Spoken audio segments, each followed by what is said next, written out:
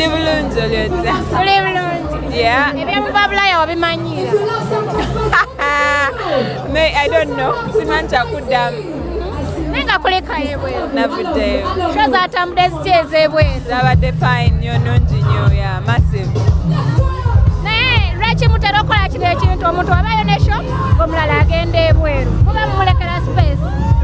Ate kiba bwe kityo, show already ziba booked. Bwe mbeera wano right now, nina already booked shows eziri ahead, which I cannot cancel to stay nenkola. Ate kasita main artist abeerawo nze ndowooza teri kisinga ekyo. Twalabako posts nnyo z'abayimbi basapootinga muyimbi waffe azaawo. Simanyi bayimbi followinga naye nze benfollowinga nalaba. Yeah. Okay. Waliwo aka video akatambula ennyo ku social media ndowooza go wakateekayo abaana ne bakatambuza. Ka video ki? Nga kibeeyibi alina engeri gy'akutereeza. Kibi? Nedda si kibi, mwali luddawa. Twali Europe. Yeah. So yakuwerekerako ng'ogenda okukola shows. Naye abalina ebyo byagenza okukola nange nga ngenda kukola, then our time. Why not? Yeah.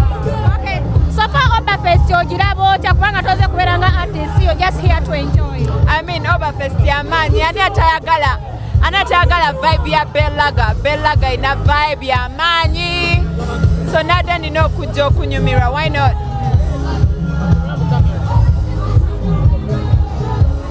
Alright, tulina bye tulabako ku social media bituufu si bituufu ebya Grammy. Yeah, bituufu. Of course, lwaki mba nnimbanga. Yeah, bituufu. Okay, bakunominatinze mu kinaki? It's a consideration. That means wabeerawo abayimbi bangi nga baconsiderinze oba nominatinga. Okitegedde ya. Kati munsabire mbeku abo abayimbi ababeera nominated. Yeah, baba bakulonze. Yes. Okay, bakulonze mu categories kinaki? Best African act. I need to confirm that. Categories ziri bidi. I need to confirm that. I need to be sure. Yeah. So for that song Bailando though. Oluyimba mainly luli Bailando. Yeah.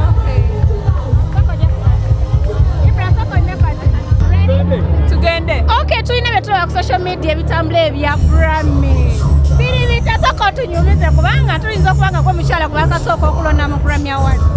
Yeah, so banonze for your Grammy consideration. That means I've been considered among the artists that could be nominated. Yeah, for Best Global Music Performance and Best African Music Performance. And Oluyimba Luli Bailando. Yeah, Reba considering it. Yeah. Olowooza ki ekyapushinze Bailando okubeera nga nominatingwa ku nnyimba zonna z'ozzenga oyimba? I mean, Bailando Oluyimba lwangu luli kati ekigambo Bailando kiri used worldwide, like bantu bangi bakikoze so kitegeera. So I think ndowooza ate n'oluyimba nga ddwe lwakola, honestly oluyimba lwakola. Yeah. Abantu bandirowoozezza nti banominatinze Eddie Kenzo ne banominatinga Vinka. Kibaga nti Eddie Kenzo yakuwadde ku connections kuba bulijjo bayomba. Eddie Kenzo tuwe connection. Simanyi. Simanyi kyakuddamu. So walabiddeawo nga bakunominating?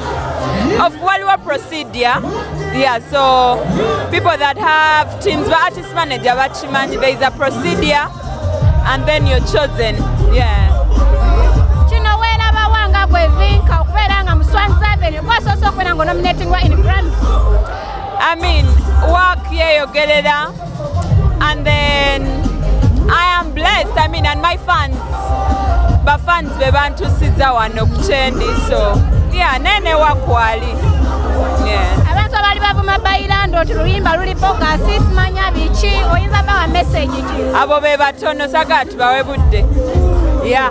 Kuba abantu abangi oluyimba balunyumirwa kati bana abatono abatalwagala tubaleke si luyimba lwabwe. They are not the target market. Naweza bazi nominating.